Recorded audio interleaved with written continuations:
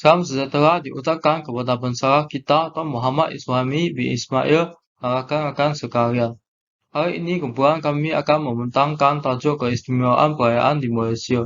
Hari kumpulan kami terdiri daripada saya, Jin Yong Hong, Widya, Sri anak perempuan Munis, Siwanis anak lelaki Kanabati, dan juga Tanis anak lelaki Ellen Gowen. Merupakan sebuah negara beraneka budaya, bahasa, agama, makanan, dan sebagainya. Hal ini disebabkan oleh keunikan Malaysia yang berbangkau, yaitu Melayu, Cina, India, Iban, Kadazan, dan sebagainya.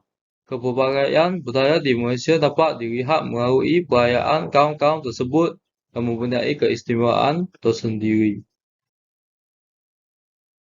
Menurut Kamus Dewan edisi keempat, perayaan bermaksud pesta untuk merayakan sesuatu peristiwa keramaian berzaman dan lain-lain. Perayaan suatu aktiviti yang disambut oleh sesebuah masyarakat ataupun kaum. Perayaan bertujuan untuk memperingati peristiwa penting yang pernah berlaku pada suatu masa dahulu. Perayaan turut pula disambut berdasarkan agama yang dianuti. Sekarang mari kita lihat 3 contoh perayaan masyarakat India di Malaysia, yaitu Deepawali, Hari Raya Budaya, perayaan Pongal. Deepawali disambut pada bulan Aipasi mengikut kalender Tamil. Hari Raya Budaya pula disambut oleh penganut agama Hindu pada bulan Januari. Dan terakhir, perayaan Pongal turut disambut pada hari pertama dalam Thai dalam kalender kaum India. Sekian pembintangan saya. Terima kasih. Pembintangan akan disambung oleh kumpulan kami yang lain. Selamat sejahtera kepada Tuan dan rakan-rakan sekalian. Saya ingin membentangkan tentang tradisi perayaan yang diamalkan oleh masyarakat India di Malaysia.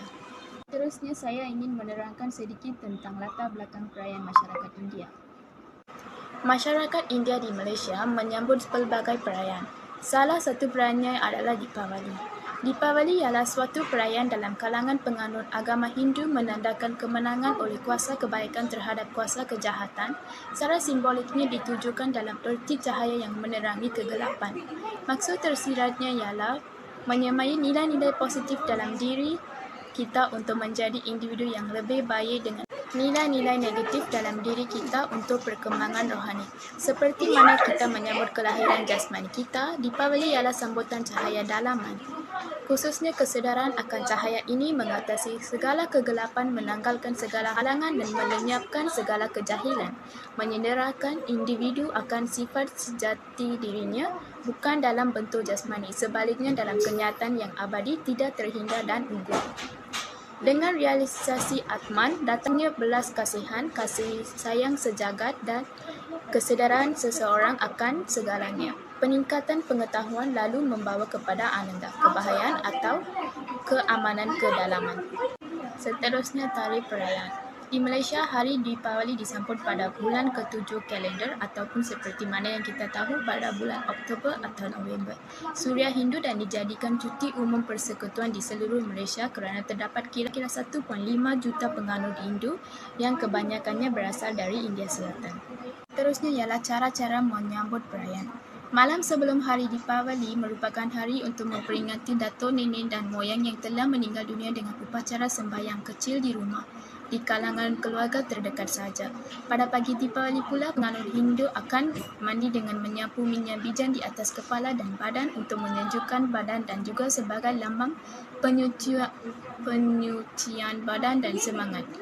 Selepas upacara penyucian yang melambangkan, kemudian barulah mereka mula mengunjungi rumah sanak saudara dan rakan-rakan. Rumah terbuka juga diadakan untuk rakyat jelata.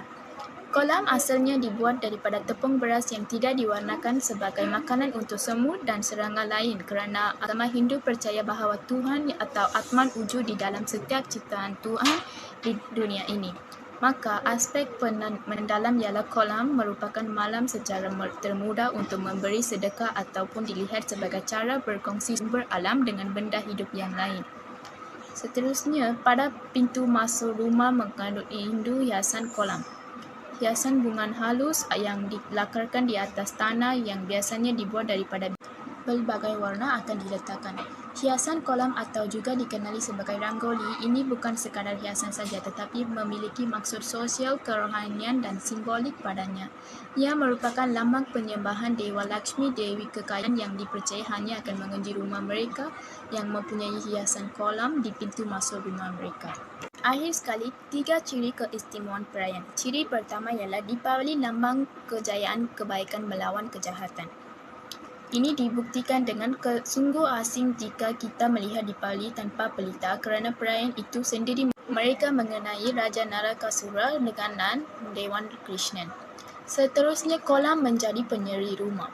Hal ini dibuktikan dengan kebanyakan penganut Hindu akan mengisi rumah mereka dengan kolam atau rangoli atau munggu, iaitu hiasan lantai yang diperbuat daripada beras yang diwarnakan sebelum tertib matahari.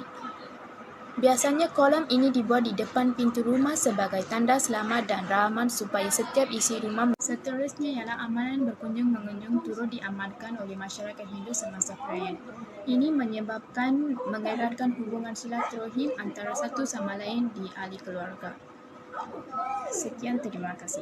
Selamat pagi, saya Katalis di dan di LSP 2037. Hari ini saya membentangkan tentang langkah-langkah menghilangkan tradisi perayaan tahun India di Malaysia.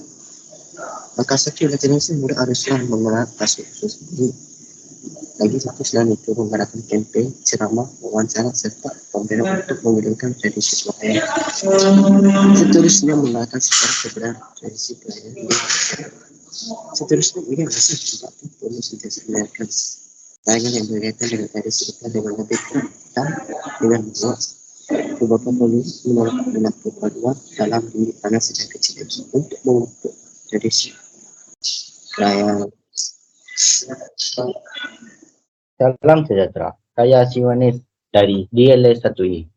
Hari ini saya hendak membentangkan tentang kesimpulan untuk keistimewaan perayaan di Malaysia. Kesimpulannya, perayaan yang ada di negara kita bukanlah sesuatu kekangan tapi satu rahmat yang harus digunakan dengan baik semungkin. Kita harus menjadikan perayaan itu sebagai cubaan untuk merapatkan hubungan dan mengurangkan perbezaan antara kaum. Kalau itu mampu dicapai, sudah pasti kemakmuran negara akan berkekal. Semenanjungnya, Malaysia sebuah negara yang melambangkan erti benua Asia kerana mempunyai pelbagai keturunan dan perayaan. Sekian, terima kasih.